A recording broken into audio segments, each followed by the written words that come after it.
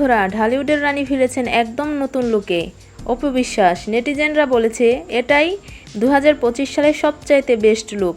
চলো আজ শুনি কেন তার এই নতুন স্টাইল এত ভাইরাল হলো। ভিডিওতে দেখা যাচ্ছে অপু বিশ্বাসের নতুন লুকে একটা স্পেশাল গ্ল্যামার রয়েছে। মেকআপ এবং জেমস স্টাইলিশ একসাথে তাকে আরও পরিপূর্ণভাবে তুলে ধরেছে। বলাই যায় তিনি যেন নিজেই নিজের তুলনা।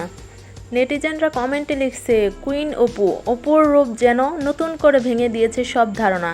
ইনস্টাগ্রাম এবং টিকটকে পেজের ছবিটা শেয়ার করে বলছে, ওয়াও স্টার্নিং।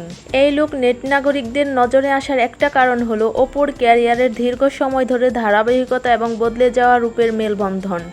মাঝে তিনি খানিকটা সময় মিডিয়া থেকে দূরে ছিলেন, আবার আসার এই মুহূর্তে স্টাইল এবং আত্মবিশ্বাস একসাথে এসেছে।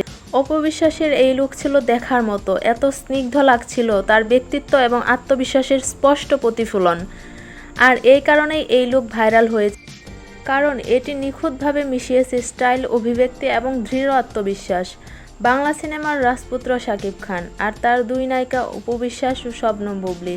ভালোবাসা, গোপন বিয়ে, সন্তানের জন্ম, বিচ্ছেদ আর এই শেষ পর্যন্ত আলাদা পথ চলা। আজ শুনবেন সেই বাস্তব কাহিনী যা একসময় কাঁপিয়ে দিয়েছিল পুরো ঢালিউড ইন্ডাস্ট্রি। 2008 সালে 18 এপ্রিল কেউ জানত না, কিন্তু সেদিনই গোপনে বিয়ে সেরেছিলেন শাকিব খান এবং অপু বিশ্বাস। সেই সময় দুজনের ঢালিউডের টপ হিরো হিরোইন একসঙ্গে সিনেমায় হিটের পর হিট দিচ্ছিলেন। বিয়ের খবর গোপন রাখার পেছনে ছিল নাকি ক্যারিয়ারের চাপ আর ইন্ডাস্ট্রির নানা বাধা। বছরের পর বছর সেই গোপন জীবন চলতে থাকে। তারপর 2017 সালে এপ্রিলে এক টিভি লাইভে এসে অপু বিশ্বাস বোমা ফাটালেন। তিনি শাকিব খানের স্ত্রী, তার ছেলে আব্রাহাম খান জয়। মুহূর্তের মধ্যেই শিরোনামটি ভাইরাল হয়ে যায়। কিন্তু সুখ বেশি দিন টিকল না। বিয়ের খবর প্রকাশের কয়েক মাস পরে শাকিব আর অপুর মধ্যে সম্পর্কের অবনতি ঘটে। 22 নভেম্বর 2017 সালে শাকিব তালাকের নোটিশ পাঠান, আর 90 দিনের মধ্যে 22 ফেব্রুয়ারি 2018-তে আইনভাবে তাদের বিচ্ছেদ হয়ে যায়। ডিভোর্সের পর অপু বিশ্বাস নিজের ছেলেকে নিয়ে নতুন জীবন শুরু করেন। তিনি প্রকাশ্যে বলেন শান্তি চান, নিজের কাজ আর পরিবারেই মন দিতে চান।